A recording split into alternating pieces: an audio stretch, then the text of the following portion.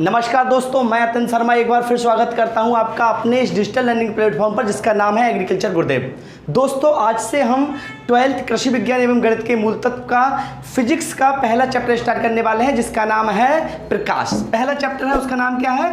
प्रकाश। इसे हम स्टार्ट करेंगे और हम ये देखेंगे कि इस चैप्टर से वो कौन कौन से इंपॉर्टेंट क्वेश्चन है जो आपके एग्जाम पॉइंट ऑफ व्यू से सबसे ज़्यादा इंपॉर्टेंट है। तो पहला जो हमारा प्रश्न बनता है वो पहला प्रश्न बनता है, प्रकाश किसे कहते हैं, इसके गुण को समझाइए। पहला प्रश्न हमारा क्या बनता है? प्रकाश किसे कहते हैं?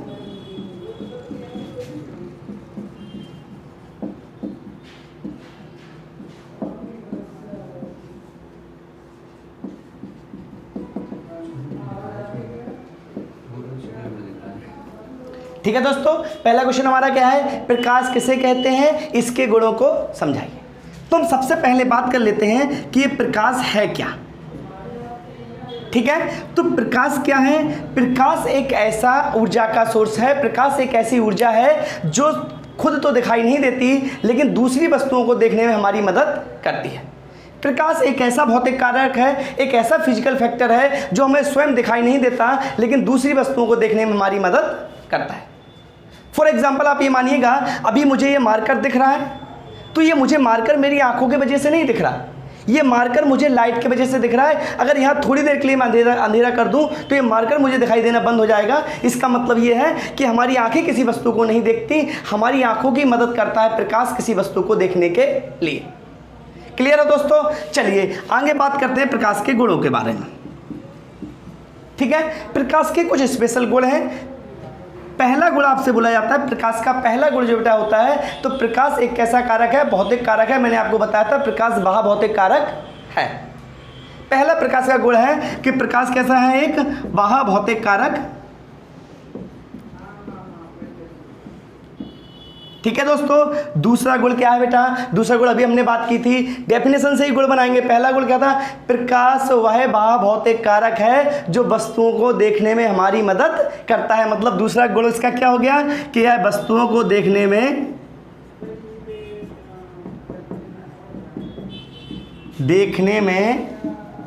आंखों की मदद करता है।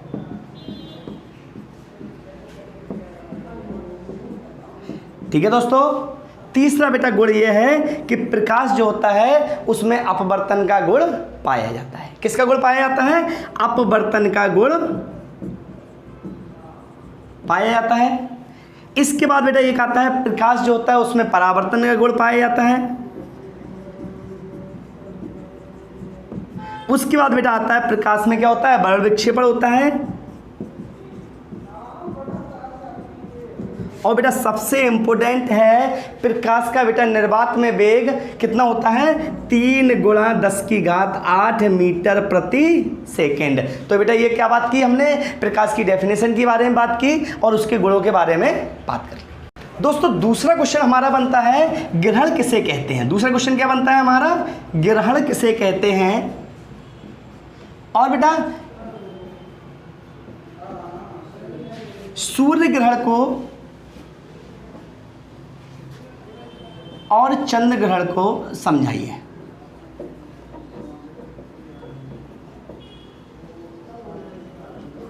क्या बन गया आपका? ग्रहण किसे कहते हैं, सूर्य ग्रहण को और चंद्र ग्रहण को समझाइए। तो सबसे पहले हम ये समझ लेते हैं कि ग्रहण क्या है, बाद में हम ये समझ लेंगे सूर्य ग्रहण और चंद्र ग्रहण क्या है। तो ग्रहण क्या होता है? ग्रहण ये होता है कि जब कभी हमें सूर्य या चंद्रमा, जब कभी हमें पृथ्वी से सूर्य या चंद्रमा दिखाई देना बंद हो जाते हैं तो हम कहते हैं कि ग्रहण पड़ गया।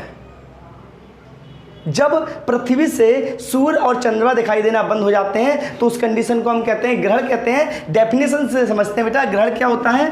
ग्रहण बेटा क्या होता है? सूर्य पृथ्वी जो है वो सूर्य की परिक्रमा लगाती है, इसके साथ साथ जो है बेटा चंद्रमा किसकी परिक्रमा करता है? पृथ्वी की परिक्रमा करता है। क्या हो गया कंडीशन? देखिएगा, ये क्या है? सूर्य है। ये क्या है? ये सूर्य है बेटा।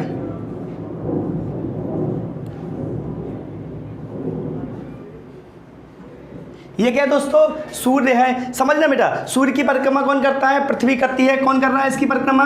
देखिएगा बेटा, आप कौन कर रहा है? पृथ्वी कर रही है। ठीक है बेटा, इसके साथ साथ आपको पता है पृथ्वी की परिक्रमा कौन करता है? कौन करता है? चंद्रमा। तो यहाँ पे लिख देते हैं हम क्या कर रहा है? चंद्रमा बेटा। समझ में आ रहा है बेटा? देखिएगा, पृथ्वी सूर्य की परिक्रमा बेटा कौन कर रहा है? पृथ्वी कर रही है ऐसे। इसके साथ साथ में क्या कंडीशन बन रही है? चंद्रमा किसकी परिक्रमा कर रहा है? पृथ्वी की। तो कभी कभी ऐसी स्थिति बनती है जब ये सूर्य, चंद्रमा और पृथ्वी तीनों एक ही लाइन में हो जाती है, तो उस कंडीशन को क्या कहते हैं? ग्रहण कहते हैं। इतनी सी बात समझ में आई? अगर इतनी सी बात समझ में आई तो हम ये समझेंगे कि सूर्य ग्रहण या चंद्र ग्रहण किसे कहते हैं। सिंपल सा है बेटा, जब सूरज दिखाई ना दे तो सूर्य ग्रहण, और जब चंद्रमा दिखाई ना दे तो चंद्र ग्रहण। अब आप ये कहोगे सर कैसे दिखाई नहीं देगा? तो देखिएगा बेटा, यहाँ समझ लेते हैं कैसे दिखाई नहीं देगा। कैसे दिखाई नहीं देगा अभी आप समझ लेते हैं बेटा, देखिएगा अच्छे से। बेटा आपको पता है बेटा, सूर्य, चंद्रमा और पृथ्वी चक्कर लगा रहे हैं बेटा। तो कभी कभी मान लीजिए ऐसी स्थिति बन गई, जो आपके सामने स्थिति दिखाई दे रही है बेटा, तो आपको पता है क्या होगा? यहाँ से सूर्य से रोशनी निकलेगी बेटा। किरणें कहाँ से निकलेंगी? सूर्य से। जब सूर्य से लाइट निकलेगी, चंद्रमा बीच में है, तो चंद्रमा पर बेटा क्या होगा? सूर्य की लाइट पड़ेगी, और सूर्य की लाइट पड़ने से बेटा अगर यहाँ चंद्रमा पर लाइट पड़ेगी, तो आपने पता है बेटा, जब लाइट के सामने कोई वस्तु रखते हैं तो पीछे अंधेरा होगा, बोला हाँ या ना? जब सूर्य के सामने, बल्ब के सामने बेटा कोई वस्तु रखते हैं, पीछे अंधेरा होता है। यही होगा बेटा, जब सूर्य के सामने चंद्रमा रखेंगे, यानी कि चंद्रमा आ गया, जब चंद्रमा आ गया तो बेटा पीछे अंधेरा हो जाएगा, यानी कि पृथ्वी से बेटा सूर्य दिखाई देना बंद हो जाएगा। पृथ्वी से सूर्य दिखाई देना बंद हो जाएगा। क्यों बंद हो गया? क्योंकि चंद्रमा बीच में आ गया बेटा। इसको क्या कहते हैं? सूर्य ग्रहण कहते हैं। सूर्य को ग्रहण लग गया, सूर्य दिखाई नहीं दे रहा। क्यों दिखाई नहीं दे रहा? क्योंकि चंद्रमा जो है वो पृथ्वी और सूर्य के बीच में आ गया है। सूर्य ग्रहण की कंडीशन बेटा समझ में आ गई। वो चंद्र ग्रहण पे से चलते हैं बेटा। अगर यहाँ ऐसी कंडीशन बनती है बेटा, तो ऐसी भी कंडीशन बन सकती है कि ये चंद्रमा घूमकर बेटा यहाँ पहुँच जाए। ऐसी कंडीशन बन सकती है या नहीं? चंद्रमा घूमकर यहाँ पहुँच जाए, मतलब चंद्रमा अब यहाँ नहीं है। चंद्रमा कहाँ है? यहाँ। यानी कि सूर्य, पृथ्वी और चंद्रमा। तो दोस्तों क्या होता है? सूर्य से जो किरणें निकलती हैं वो पृथ्वी पर पड़ती हैं, वही किरणें चंद्रमा पर पड़ती हैं। जब चंद्रमा पर पड़ती हैं तो चंद्रमा चमकने लगता है, यानी कि पृथ्वी से दिखाई देने लगता है। लेकिन यहाँ कंडीशन क्या बनेगी? सूर्य से किरणें निकलेंगी बेटा, सूर्य से किरणें निकलेंगी, कहाँ पर पड़ेंगी? पृथ्वी पर। और पृथ्वी पर पड़ी तो दूसरी साइड अंधेरा हुआ।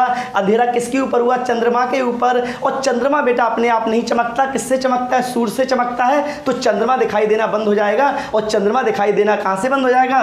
पृथ्वी से दिखाई देना बंद हो जाएगा। तो ये कहेंगे कि चंद्र ग्रहण पड़ गया। समझ में आ गया? एक बार दोबारा से बेटा रिकॉल करते हैं। ग्रहण किसे कहते हैं? बेटा पृथ्वी जो है वो सूर्य के परिक्रमा करती है, इसी क्रम में चंद्रमा पृथ्वी की परिक्रमा करता है। ऐसी कंडीशन आती है जब सूर्य, पृथ्वी और चंद्रमा एक ही दिशा में होते हैं, तो इसे क्या कहते हैं? ग्रहण कहते हैं। ग्रहण दो तरीके का, सूर्य ग्रहण और चंद्र ग्रहण। जब पृथ्वी से सूर्य दिखाई देना बंद हो जाए तो सूर्य ग्रहण, और पृथ्वी से चंद्रमा दिखाई देना बंद हो जाए तो चंद्र ग्रहण। ठीक है? कैसे बेटा? अभी मैंने बताया ये क्या है? चंद्र ग्रहण है। क्यों बेटा? क्योंकि सूर्य से जो किरणें निकल रही हैं वो पृथ्वी पे पड़ गई, चंद्रमा पर छाया पड़ गई। जब छाया पड़ गई तो चंद्रमा पर अंधेरा हो जाएगा, और जब अंधेरा हो जाएगा तो बेटा चंद्रमा दिखाई नहीं देगा। इससे बेटा क्या कहेंगे? चंद्र ग्रहण कहेंगे। ठीक है दोस्तों, चंद्र ग्रहण समझ में आ गया। अब सूर्य ग्रहण देख लेते हैं। देखिएगा, अभी चंद्रमा कहाँ था? यहाँ। अब ये सोचिएगा बेटा कि चंद्रमा यहाँ ना होते हुए चंद्रमा कहाँ है? यहाँ पर। ठीक है? चंद्रमा कहाँ पर है बेटा? चंद्रमा यहाँ पर है। जब चंद्रमा यहाँ पर है बेटा, ये क्या है? चंद्रमा है। तो क्या होगा? सूर्य की किरणें यहाँ पे आएंगी और चंद्रमा पर आके रुक जाएंगी बेटा। ये आगे नहीं जाएंगी। क्यों नहीं जाएंगी आगे? क्योंकि बीच में क्या आ गया? चंद्रमा आ गया। जब चंद्रमा बीच में आ गया तो पृथ्वी से बेटा ये सूरज दिखाई देना बंद हो जाएगा। क्यों? क्योंकि अभी जो सूरज चमक रहा है उसके बीच में क्या आ गया? चंद्रमा आ गया। तो चंद्रमा की छाया कहाँ पर जाने लगी? पृथ्वी पर। और जब पृथ्वी पर चंद्रमा की छाया गई तो क्या हुआ? सूर्य दिखाई देना बंद हुआ। इसे क्या कहेंगे? सूर्य ग्रहण। क्लियर है दोस्तों? अब एक बात और समझ लीजिएगा बेटा कि सूर्य ग्रहण जो होता है, सूर्य ग्रहण जो होता है वो हमेशा अमावस्या को आता है, और चंद्र ग्रहण हमेशा कब आता है? पूर्णिमा को आता है। ठीक है दोस्तों, अब चलिएगा चलते हैं नेक्स्ट क्वेश्चन पर। नेक्स्ट क्वेश्चन यानी कि तीसरा क्वेश्चन हमारा है दूरदृष्टि दोष। कौन सा दोष? दूरदृष्टि दोष, या बेटा इसके साथ क्या पूछा जाता है? निकट दृष्टि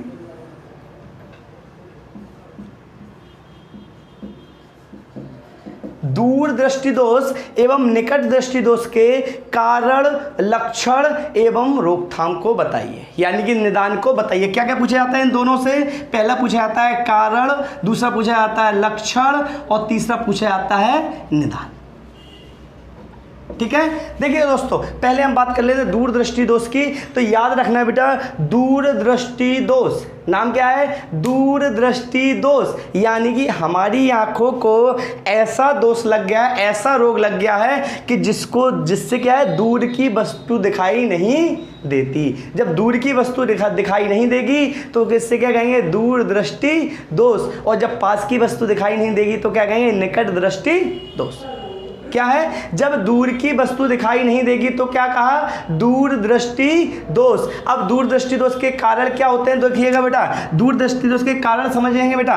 कारण ऐसे होते हैं बेटा कि इसमें क्या होता है बेटा, दूर की वस्तु दिखाई नहीं देती, यानी कि जो वस्तु दूर रखी है वहां पे हमारी आंखों का फोकस नहीं पहुंचता। ठीक है बेटा दोस्तों, आपको पता है कि ये क्या है? नेत्र लेंस। और ये क्या होता है बेटा? रेटिना। डायग्राम चित्र कहाँ पर बनता है? चित्र कहाँ पर बनता है? रेटिना पर बेटा। जब लेंस से प्रकाश गुजरता है और रेटिना तक पहुँचता है बेटा, तो यहाँ पर बेटा रेटिना पर क्या बनता है? प्रतिबिंब बनता है, और उसी प्रतिबिंब के बनने के कारण हमें चीज़ें दिखाई देती हैं। लेकिन दोस्तों कहीं ऐसा हो जाए कि ये जो रेटिना पर प्रतिबिंब है, ये जब नेत्र लेंस जो होता है बेटा उसका आकार छोटा हो जाता है, तो आकार छोटा होने की वजह से यहाँ से जो लाइट आ रही थी, जो नेत्र लेंस पर बेटा लाइट पड़ रही थी, वो लेंस क्या होता है? आकार छोटा होने की वजह से जो डायग्राम बनाता है, प्रतिबिंब बनाता है, वो रेटिना के पीछे बनाता है, यानी ज़्यादा दूरी पर बनाता है। तो इसके कारण क्या होता है? दूर की वस्तु दिखाई नहीं देती। इसे क्या कहते हैं? दूरदृष्टि दोष कहते हैं। ठीक है। तो कारण क्या हो गया बेटा? पहला कारण बेटा क्या हो गया? पहला कारण हो गया बेटा नेत्र लेंस का आकार कम हो जाना। ठीक है। नेत्र लेंस का आकार क्या हो जाएगा? कम हो जाएगा। और जब आकार कम हो जाएगा तो बेटा फोकस दूरी देखिएगा बेटा, ये फोकस दूरी है बेटा, फोकस दूरी बढ़ जाएगी। तो दूसरा कारण क्या है? फोकस दूरी बढ़ जाना। क्या है बेटा? दो कारण हुए। पहला कारण क्या है बेटा? लेंस जो था बेटा, लेंस का आकार कम हो गया। और बेटा ये क्या था?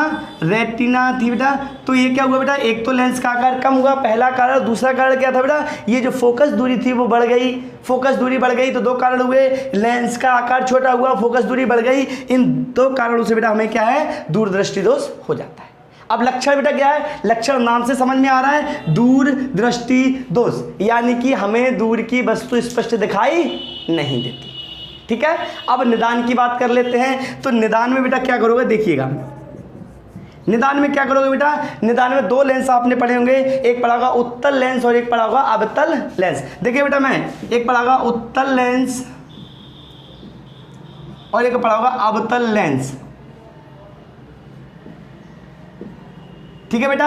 यहाँ से बेटा मैं आपको ट्रिक से बता रहा हूँ, एक है दूरदृष्टि और एक है निकट दृष्टि, एक है उत्तल और एक है अवतल। ये बेटा 3.5 अक्षर का है बेटा, और ये 4 अक्षर का है। इनमें जो बड़ा वाला अक्षर है, ये जो बड़ा वाले ज़्यादा अक्षरों से मिलकर शब्द बना है, वो ज़्यादा अक्षर वाले के लिए, कम अक्षर वाले के लिए, यानी दूरदृष्टि के लिए किसका उपयोग करेंगे? उत्तल लेंस का उपयोग करेंगे बेटा। किसका लेंस का उपयोग करेंगे?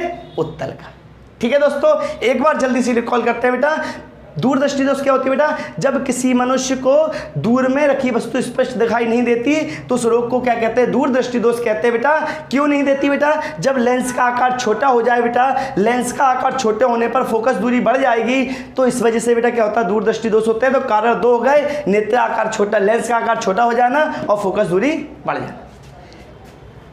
लक्षण बेटा बताया था, दूर की वस्तु दिखाई नहीं देती। और निदान में क्या होगा बेटा? उत्तल लेंस का प्रयोग करते हैं। अवतल लेंस को बेटा यही समझ लेते हैं, यानी कि निकट दृष्टि दोष को समझ लेते हैं। निकट दृष्टि दोष बिल्कुल बेटा इसके विपरीत है। यहाँ पे बेटा क्या हो जाएगा? लेंस का आकार बढ़ जाएगा। लेंस का आकार बढ़ने से बेटा प्रतिबिंब जो है वो पहले ही बनने लगेगा, यानी कि क्या होगा बेटा? यहाँ लेंस का आकार बढ़ जाना और क्या हो जाएगा बेटा? फोकस दूरी क्या हो जाना बेटा? कम हो जाना। और निदान में क्या करेंगे? अवतल लेंस का प्रयोग करेंगे बेटा। बस इतना सा था आपका चैप्टर। तो आज हमने पहला चैप्टर खत्म किया प्रकाश बेटा। कल मिलते हैं नए चैप्टर के साथ में, जिसका नाम है चुंबक। ठीक है दोस्तों, कल नए चैप्टर के साथ मिलते हैं। तब तक के लिए बेटा टेक केयर, बाय बाय। और अगर एक बात ध्यान रखना, अभी तक आपने चैनल सब्सक्राइब नहीं किया तो चैनल सब्सक्राइब कर दें और दोस्तों को भी वीडियो जल्दी से शेयर कर दें बेटा। बहुत इंपॉर्टेंट है, 3 क्वेश्चन पढ़ाए हैं, ओनली 3 क्वेश्चन में से आपके एग्जाम में आ जाएगा।